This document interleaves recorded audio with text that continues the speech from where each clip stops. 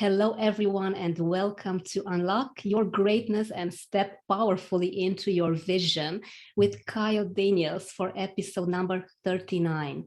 I have got to say that I have not been this impressed in a very long time because my amazing guest has lost more than 20 kilograms and has gone from being afraid of speaking in public to a TEDx international stage speaker. How impressive is that? I'm going to share with you a few words about Kyle. I'm going to try not to talk too much since I want him to do most of the talking today because he sure has a lot to teach us.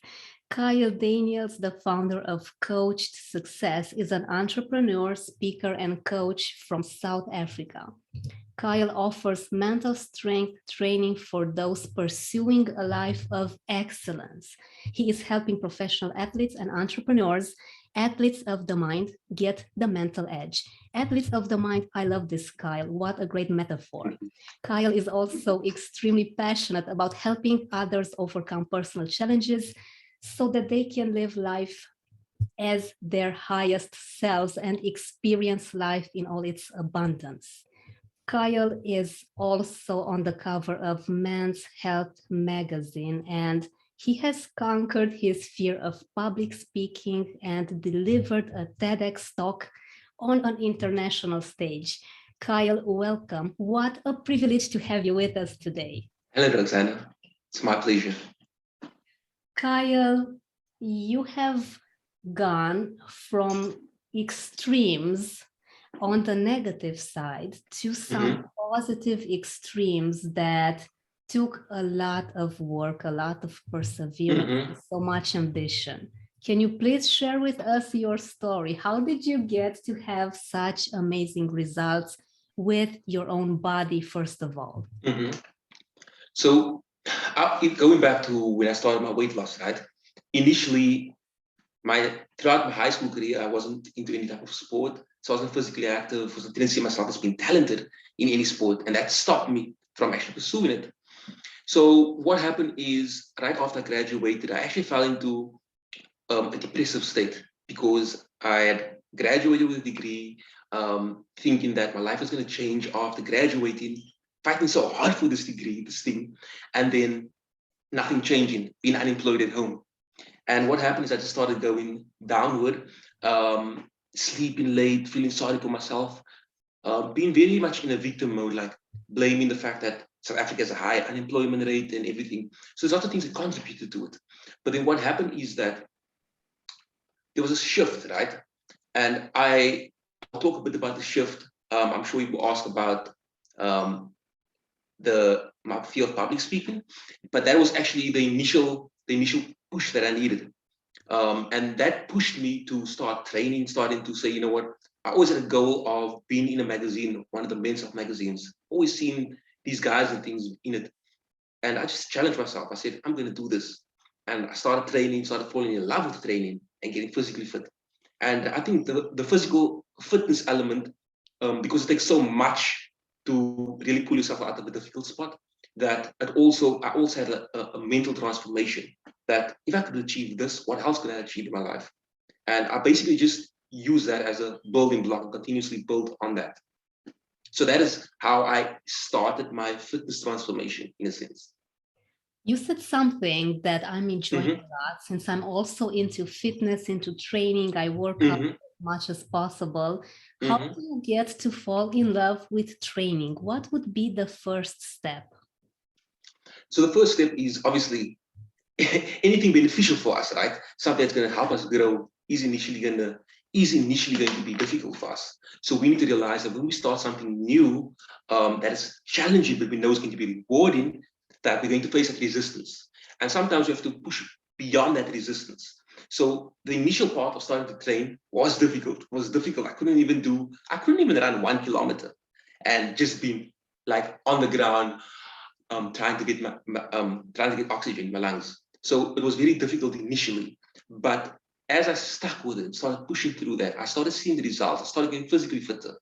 My mind started getting stronger. Now I could go from 1 kilometer 1 kilometers to 5 kilometers before I knew it, I was doing 10 kilometers. So I could see the progressive improvement in my overall health, my physical fitness, but also the weight coming off. And I think that was what started pushing me to continue. And I think the part that made me really fall in love with it was that I started running in the forest, right? So I used to started doing trail running. And this actually had another knock-on effect, because then I started falling in love with nature. Before, I saw nature, but I never appreciated it. But when I started running into it, running in on the trails, surrounded by trees, and you're there for 10 kilometers, yes, you have music in, but you're just in your mind. And I just started looking around and just started appreciating the things that so often we take for granted, we don't notice anymore. And I think that the fact that I fell in love with nature just made it so much more easy and fun for me to continue this journey. Wow, thank you for saying this. This is really inspiration, and it gets people to also focus on what is around us, be more present, and enjoy what this beautiful earth is actually giving us. Awesome. It's great that you are living in beautiful Thailand, and nature is very giving there. Very. Kyle, you mentioned that entrepreneurs are athletes of the mind. I'm loving this metaphor.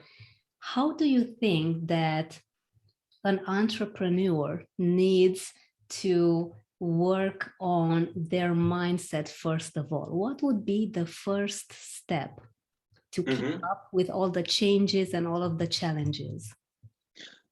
I would definitely say that, in terms of mindset for an entrepreneur, it's always understanding what is the outcome that they want, right?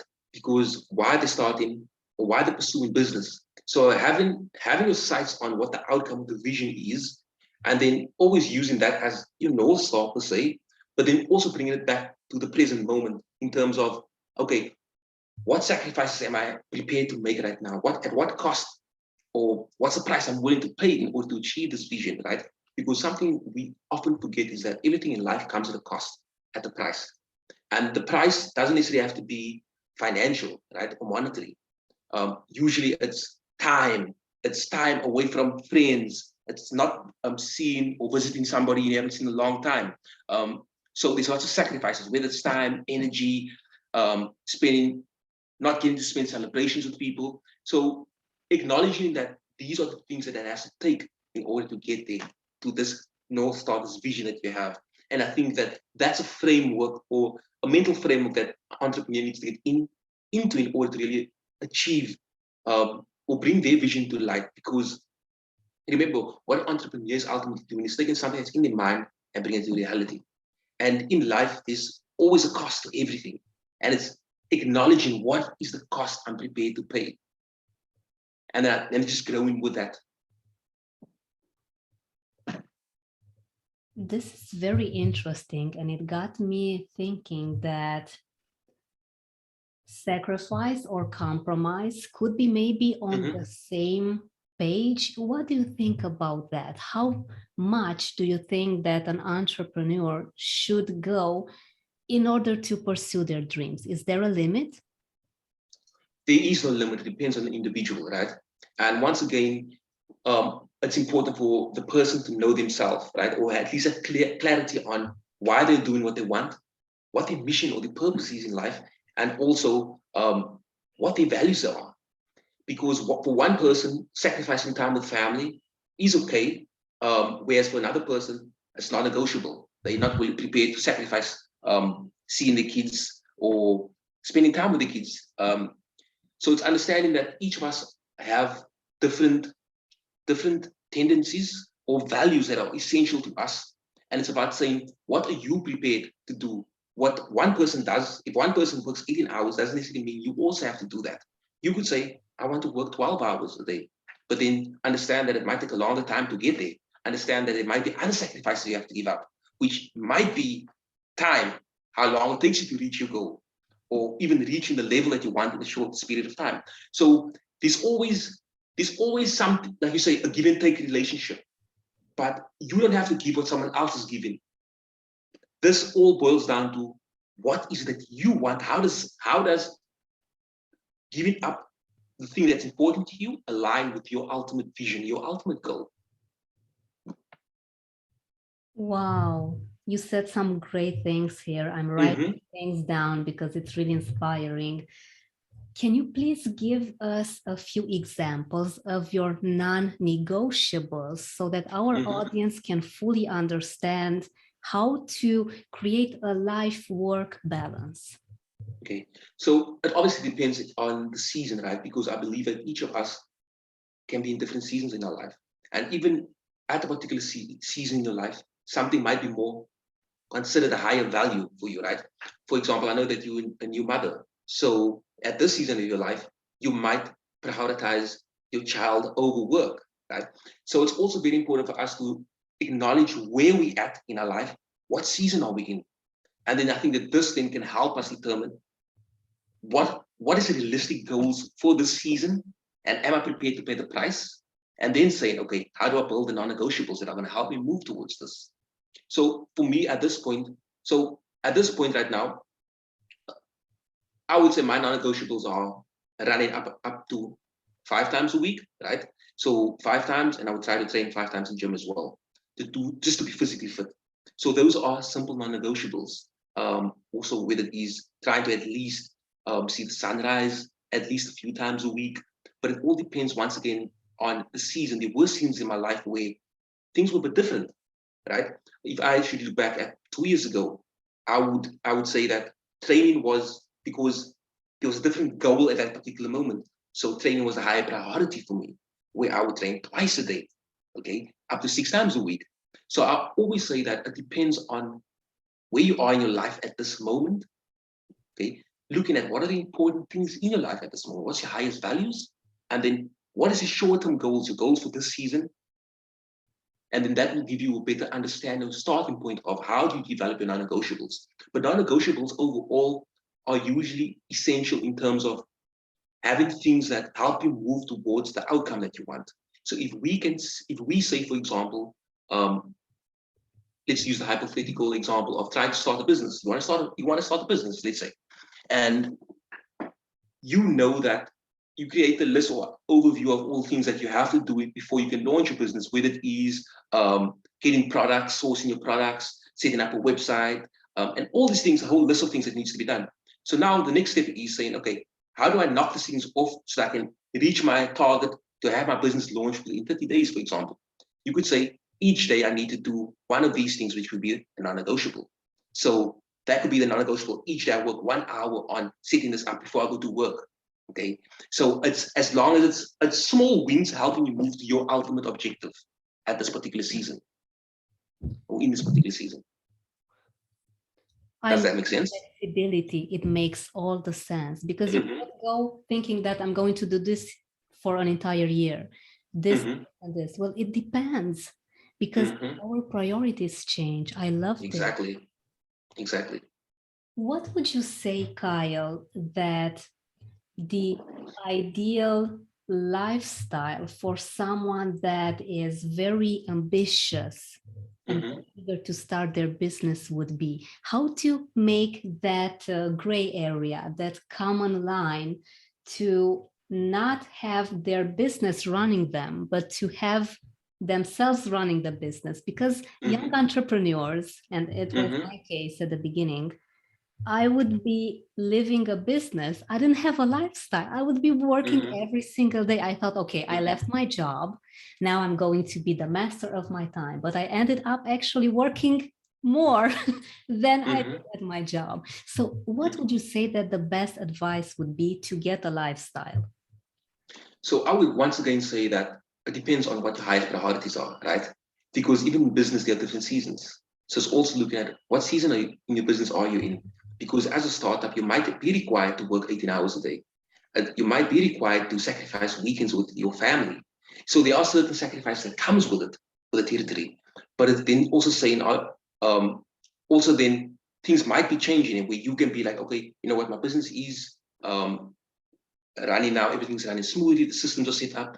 Perhaps now I no longer need to work 18 hours. So it's more about being intentional based on the situation you're in or season you're in at this particular moment, and then obviously projecting in terms of the time frame it will take you to reach the desired outcome, which could just be your business being profitable. It could be making your first sale, but you need to outline what are the core objectives that I want to achieve right now. And my core objectives is always what are the smaller wins that I need to achieve for this particular season, in this particular season. Because I think what a lot of high achievers struggle with is that they have this big goal, right? And we don't feel satisfied until we have achieved this particular goal. But that's not being intentional. Okay, being intentional is saying, yes, this is my vision. This is what I want to bring to life, and I'm working towards it. That's my mission, while simultaneously also understanding that as life is happening, I'm also adapting according to the pace of it and acknowledging the things that's happening around me. And instead of just having the big goal as the main objective, you can have smaller goals that marks milestones in a sense, right? That kind of separates startup. This is where I'm starting first sale. Okay, getting profit, being profitable. So reaching a certain amount of revenue. So you can have particular or hiring your first employee. Those could be little markers or milestones. And I think that these are better indications of a change in season perhaps in your business, where you could then say, okay, for the next phase, what do I want to achieve? What am I prepared to do to get to that particular the next milestone in a sense? This is awesome. And it makes so much sense because we have nature with 4 seasons. Kyle, would you say that business and life have also 4 seasons, or is it a bit different? Is it a different number than 4? I definitely don't necessarily say it's no particular number in terms of how many seasons are in business or in life. But I do know that there are different seasons in the sense where what a season essentially is, when I mention season, is just changing of a phase. What phase are you in? What stage are you in your particular life? And even in our life, there isn't necessarily 4 seasons. Even though we can look at it in terms of winters and springs, in terms of the winters in your life, things are not blossoming, and you can look at it in terms of springs, things are happening for you. You can take a view like that to it, but overall, I would say that each phase tends to be distinct in a way where it's based on, what is it, or you evaluating where you at this particular moment. What is your milestone? You understand? So it's based on the individual, where they at, what they want, what their values are, what they're prepared to give, and obviously where they're headed. So it's a lot to do with clarity. Being clear, this also means that we have to do constant reflection, because every time you hit a new milestone, perhaps, or per se, have to say, okay, reflect. How did things go? Did I accomplish the things that I wanted over this particular phase or this season? What were the downfalls of it? The downfalls of it, right? And do I need to continue at this pace? Do I need to speed up? Do I need to slow down? Just asking yourself these types of questions would then provide with greater clarity on how to proceed in the next stage, phase, or season of your life. These are very good questions, Kyle. And I was just thinking, as you mentioned, vision, and I know that you work with people's vision and with their missions, and you also mentioned purpose. Would you say that mission, vision, and purpose are the same thing, or are there different nuances between these concepts? So vision is, in a sense, what I would say is more of in terms of what you want to achieve, right? In terms of a goal, I would say it's your ultimate goals, your ultimate outcomes that you would love your life to be. With regards to purpose, on the other hand, is more related to your individual experience. And I love to tell my clients to always look at the pain. That pain gives birth to our purpose, because we all face adversities, challenges in life, and hardships. And your purpose you need to have a certain level of emotional connection to your purpose, to the thing that you're trying to pursue. And usually, because of the pains that you've had, it's a great way to help you discover your own purpose. So pain and purpose are closely aligned, and mission is born out of your purpose. So if I give you my example, or I'll give you an example of of my life. If we're thinking about my purpose, I see my purpose as elevating people's minds and their lives, right? So helping them better understand themselves so that they can actually interact with the world and achieve the things that they want. So I see my main purpose as a way of helping raise people's vibrations, right? Now, if that's my purpose, my mission is to be around or get around as many people and spread the message, the tools and the things that I've learned to as many people to have the knock-on effect. Okay. Whereas my vision is in terms of building the business to a certain level where I'm able to achieve the certain things or outcomes that I want. Do you understand? So there's certain differences, even though they all kind of or overlap in a sense. So I would say purpose born out of pain, mission born out of purpose, and vision just the overarching goal of how you try to put everything together. Great examples. Great examples, Kyle. Would you mind telling us about your business's vision? I see you have this great t-shirt, Coach to Success. Yeah. How did your business start? What is the story around it? So initially, like I graduated from university studying psychology. I went back to study again. I worked as a counselor initially, right? So I started working with people and obviously the challenges they face, trying to help them. But then what happened is when I started getting my own transformation, body transformation, I also had a shift in my perspective of life. And people started noticing the transformation because it's easy to notice a physical transformation as opposed to a mental transformation. So people started noticing this, and a lot of people wanted to start training with me. So my business initially started as physical fitness, right? I started inviting people. I hosted boot camps. I did trail running workshops. So I just encourage people to join me to become physically fit. But through the physical fitness, there was one main thing that I was doing, which was giving people the belief that they're able to do it. So I was using psychology in the fitness boot camps and trainings with the people. And I instilled a certain belief that they are capable of doing certain things that they want. And I could see the knock-on effect that this had. And then after a certain period, I decided that I think it's time for me to move away from fitness and focus solely on my main passion, which has always been just being able to elevate people. Yes, fitness is a great way to also do it, but I just felt like I needed to have greater focus on my number one priority, which was just simply to interact with people and spread the insight that I've been learning or the principles that do exist in life. And that is how the business kind of transformed into what it is today. I do see the business growing, continuously growing, and having other coaches working under me. That is the goal, and just being able to be a platform where people can get the resources that they need to elevate their life. That's the number one thing. So resources, having free resources, as many or as much as possible, where people can access things that provide them with insight. Because I remember when I started on this journey, that was one of my personal struggles, is that growing up in poverty, there isn't really, people who you can look to be a role model, or look to for guidance. And that was very difficult for me, especially as I told you, when I graduated university, going down a spiral.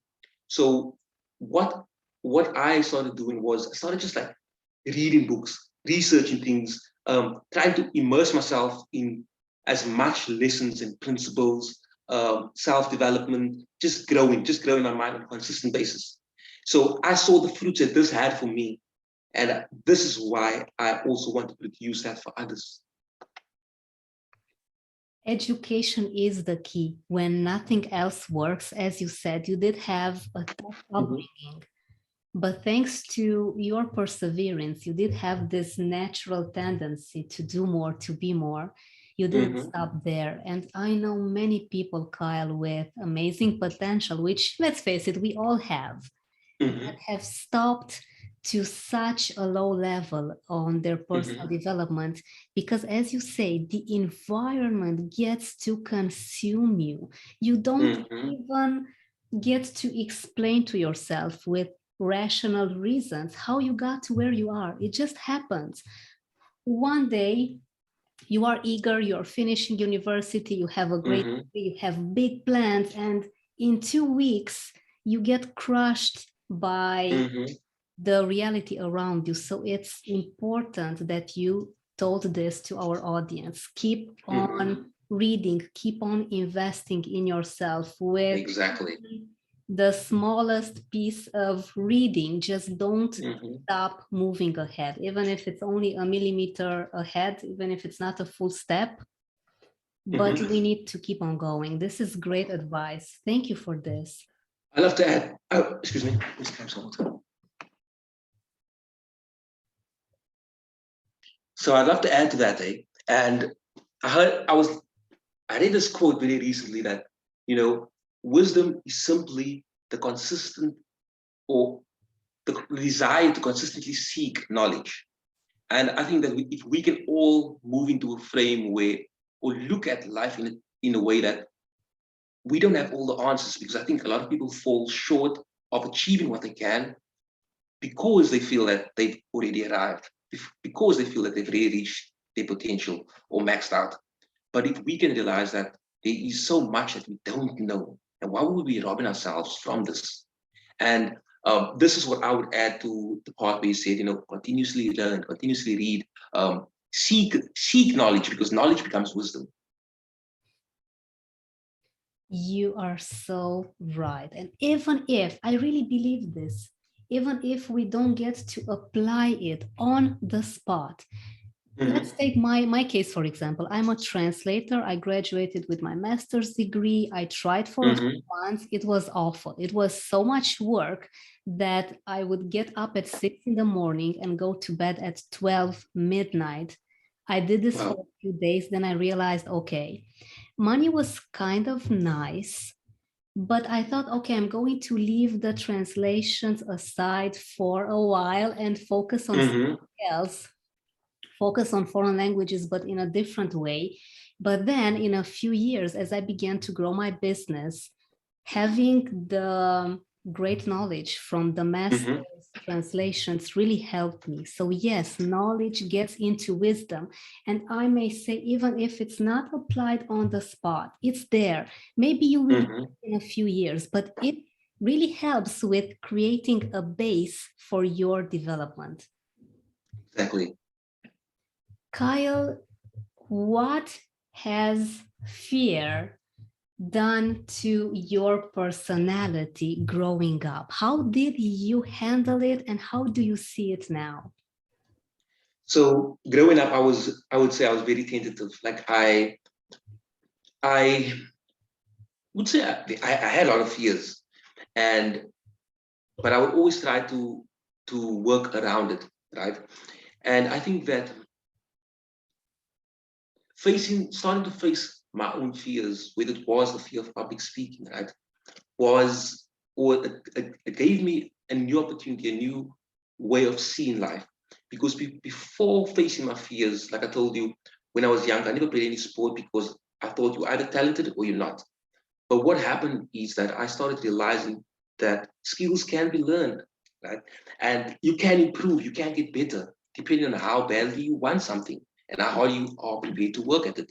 So I would say one of the biggest fears that I had was speaking, and not just public speaking, but speaking in general. I remember even being at university and I would not raise my hand in lectures because I was just so afraid people will look at me and I wouldn't know how to express myself. So I wouldn't ask questions. And that also came from a point of having a really low self-esteem.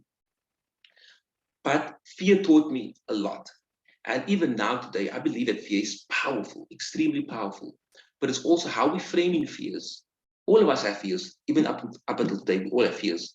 There are fears that are essential, right? Fears of real world dangers. But then there are also fears that are more imagined, fears that result in our anxieties, or create anxieties for us. And it's also important to distinguish between the two. You have on the one hand, real fears, like fear of a snake could attack you, right? or hearing a sound while you're walking down a dark alley. That is real fears. On the other side, we have lots of imagined fears. The fear that if I don't pronounce the word correctly, people are going to look at me and laugh at me, or the fear that my business might fail, and I might go homeless. So all of the fears we can explore, the irrational fears, which I like to call it. And even when I gave the example of business, is simply trying to look at how can you, or what is the worst case scenario? What is the worst case scenario that could happen, and how can you mitigate the risk? And thinking about all irrational fears that way. And one thing fear does is either we approach fears, right, or we avoid fears. There's only two ways that human beings deal with fears. Okay, approach or avoidance. And if we think deeper in terms of flight or fight or freeze, those all fall under the category of either approaching it or avoiding. Now, many of us are so used to avoiding our fears, so we try to stay away from it. We try to shy away from standing on the stage or being called out or doing something that we might cause us to become anxious. So in situations like that, where we want to start overcoming our fears and be intentional and deliberate about it, we can start saying, how do I incrementally start approaching this particular thing that I am fearful about? And obviously there might be some physiological effects as well, but understanding that if you can work through that, simply incrementally moving towards the thing that you fear, knowing that you're not going to die, even though you're feeling like you're going to die, that is powerful. And that is ultimately what courage is. It's saying, I will approach this thing that is potentially, that has potential negative outcomes for me. So as long as it's not death, I would always say, evaluate the potential worst outcome, and then say, how can I still approach this? Obviously, evaluating the risk, mitigating it as much as possible, and then seeing how you can approach slowly. So that is what fear taught me. Fear taught me that courage is approach, lies in approach, as opposed to avoiding. Wow, I really like this so much, because if you get to dig deeper into your fears, you are going to see, okay, what I had here in my mind is not that serious. The worst case scenario is not something that'll make me die if I go to speak in front of people. When you start looking into this, you'll see that you're a professional, you have value, that's what it takes. These people will be blessed to hear your story, hear your message. You are there to educate them. I love this indeed. Bringing fear into our awareness with a great question as, what is the worst case scenario? Get fear to pretty much disappear completely. And next time, surprise, you'll only feel excitement and happiness to do something that maybe a few weeks ago really scared you. Skills are grown. Courage is grown step by step. And can you please share with us, Kyle, how did you get from being afraid of public speaking on stage at a TEDx? Yeah. So like I mentioned earlier, when I initially graduated with my bachelor's degree, that is where I went through a dark time because I was unemployed. And then I applied for the scholarship. And this is when I realized I actually had a fear of public speaking. Before this, I always knew I didn't like speaking. I just thought I was shy. But when I applied for the scholarship and I got shortlisted, we then had a conference where I needed to pitch why I wanted to be part of the scholarship.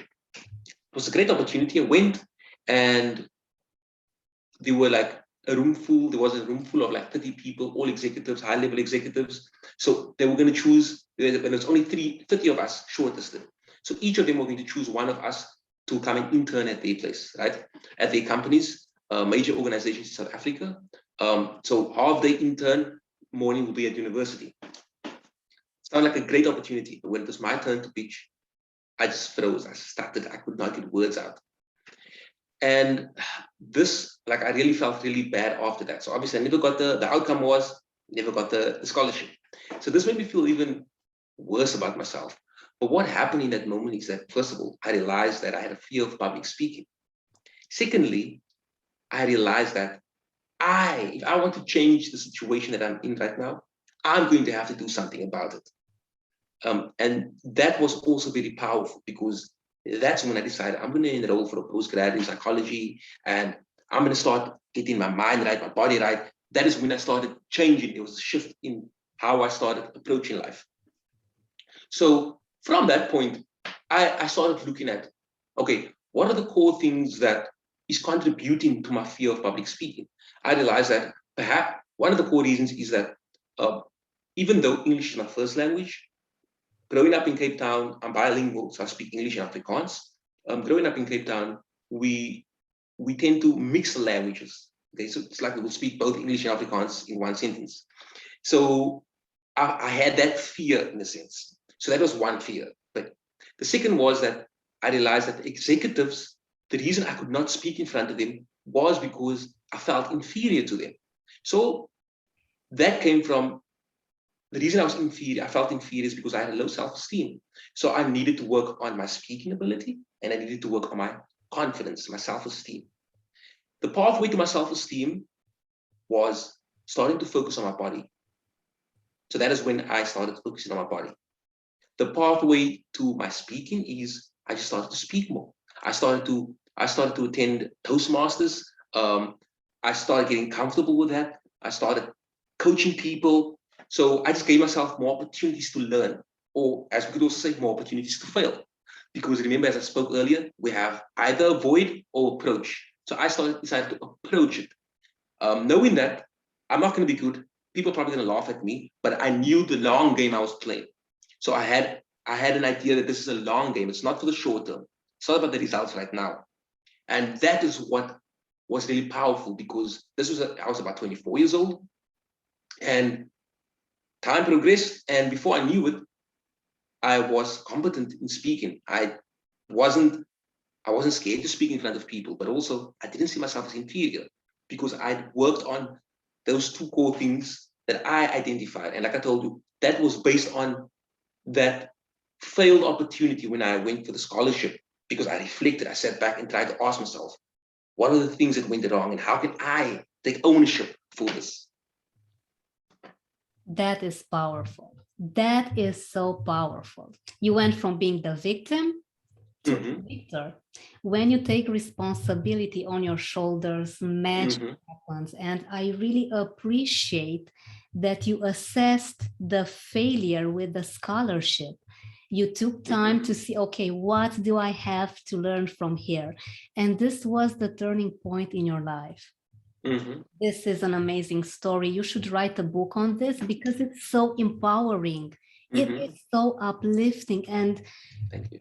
Our fearless friends, this is something that we can all do, because knowing that you need to fail with every single step, being impossible that you know everything from the very beginning, is giving you this chance to make some great progress through tremendous lessons. You know, Michael Jordan, that I mention a lot, got to be one of the most successful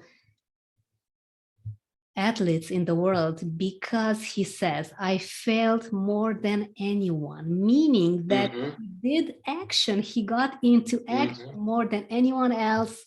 He got his lessons. A great thing about failure, if maybe we sometimes feel too overwhelmed to assess the positive side, just take this into account. Next time, you will at least know what not to do. This is again progress. You evolve, even if you take the negative.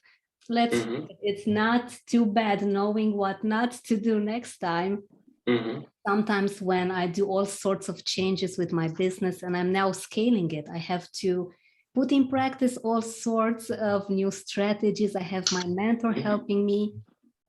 My goodness, many failures, even several during a day, but I began to love them. As you said, slowly but surely you began to training when at first you couldn't run for a kilometer.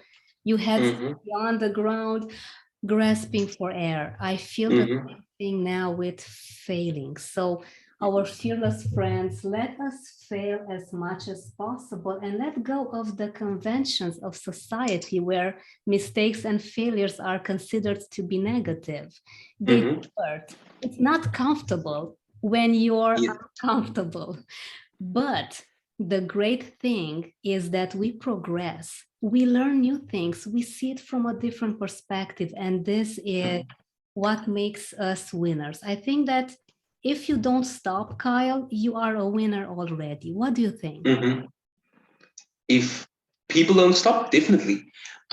What I would also I'd like to add on that what you mentioned, right? So I love the quote Michael Jordan, and everything you said is correct. Trying to detach from the conventions, social conventions of, or the narrative that people are saying about what failure is. If you truly want a remarkable life of excellence, if you truly want to go after the things that you have on your heart, then you need to be prepared to fail. Failure is not bad, it's part of success. It's not separate of success. And it's very important for us to understand this. And this again, once again, brings in the importance of having that vision, right? The casting that vision, playing the long game. And this is what I like to call in my practice. I like to call it playing the long game, because when we play the long game, we're not thinking about the right now. And human beings tend to be, especially if we're looking at social media and all these things, is that we want immediate gratification. We want to satisfy the needs right now. Right now, we want to feel validated. Right now, we want to feel like, oh, we're successful. But at the end of the day, we need to understand that to get to where you want to go, there are going to be many hurdles and probably many failures. But we grow through the failures. The failures are simply lessons. And it's you saying that this does not define me. But the problem is that people get defined by the immediate result that they're getting. So instead of focusing on the immediate result, let's cast the vision a bit further ahead. Say that, okay, maybe right now my business is not turning a profit, but can my business turn a profit in 5 years? Do I think I'll be able to do that? And then go for it. If you are able to obviously sustain yourself for that period of time, I guarantee you will do it in a shorter period than that. But it's being able to play the long game, and with any single thing in life, even if we are looking at my weight loss, right? One of the most common questions I ever get asked is, how long did it take? First thing people see, how long did it take? Why are we so attached to time? It's because we want things now, in an instant. If you want something badly enough, you need to be prepared to say, I want this in my life, even if I need to spend the next decade going after it. Right? A decade from now, you're still going to be the same person. You might have grown older, but that's it. But now at least you have this degree, for example, even if it takes you 10 years. But the thing is just understanding that time plays no real value in you achieving your particular outcome. Besides the time that, yes, taking your last breath. But if you really want something badly enough, you will be prepared to fight for it till the last breath. And so I mentioned the long game. And I think that we need to be very deliberate about saying, I'm playing the long game. So even when you're failing in your day-to-day life, tell yourself, it's failing now, but this failure is going to turn me into success eventually. And I like to use this analogy. If we look at footballers, so I work with a lot of athletes, right? And what happens? Some of them, imagine a football team making it all the way to the finals in Champions League, and poof, they drop. They don't win the championship. Is that a failure? It's a failure, right? It's a loss. But does that define them? No, they might feel sad for the day. Tomorrow, they'll get ready, they need to prepare again. There's a next season coming up, right? Because that does not take away from the fact that they can win the next championship if they start preparing again. So the failure you experience today does not define what you can do and who you can become. If you are prepared to learn from it, grow from it, and see how can you continuously elevate yourself beyond this particular challenge or hurdle or fall. Wow, wow, wow. This is amazing. Long game is the word of the day. Well, actually, the two words of the day. I love this. You are so right. Nothing defines us. Mhm. unless we say it does. Time is so relative. And I did not ask you about how long did it take, because I believe the same thing as you do. It's not the time, it's not the hours, the days, the weeks, the months. The actual work and the mental condition that you set yourself up to. This is great stuff. Thank you so much for mentioning this. And as we are approaching towards the end of our talk today, honestly, I would keep you for longer because I wrote a lot. I still have many questions, but this is for another time, maybe a live IG in the following weeks. Kyle, if your 10-year ahead self would give you an advice, what would that advice be? So 10 years from now, what would it be? It would probably be to go even harder because I got really big dreams, like really big goals, big vision that I need to materialize. And I think that my 10-year, my self, my future self would probably say, let's go a little harder. You can go a little harder, right? So yeah, I think he would probably tell me that. Let's go a little harder. Love it, because it makes all the sense since our potential is unlimited. There's no limit to anything. We can always do more. We can always achieve more. So your future self is very wise. You gotta give him the credit for this. Awesome. And Kyle, you have given us tremendous value today. I'm sure that everyone watching us and listening us wants to get in touch with you, to know more about you, to watch your work, to see your amazing, inspiring posts. Where can people get in touch with you? So if they go to my website, right? So it's Coached Success as my t-shirt, from back to front. So Coach Success, you'll be able to see .com. I do think that my website is currently being redesigned, and I think it will only actually be launched in 2 days' time. So if you can wait about 48 hours, you'll be able to access lots of resources on there, and also sign up to my email list if you like, where you can also be able to stay up to date with certain latest tools, insight that's happening, and so forth. So I would say just visit my website. I also have a podcast. I love writing as well. So I share some articles, and it's also the main hub where you're able to see any interviews that I do or any videos overall.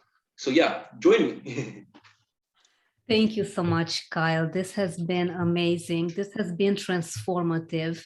I have gotten some great information about fear, about life, about mission, about vision, and all this amazing talk about the long game. This is so inspiring to me. I appreciate you, and I thank you so much for joining us today. Thank you so much, Roxanne. I really enjoyed being on the show.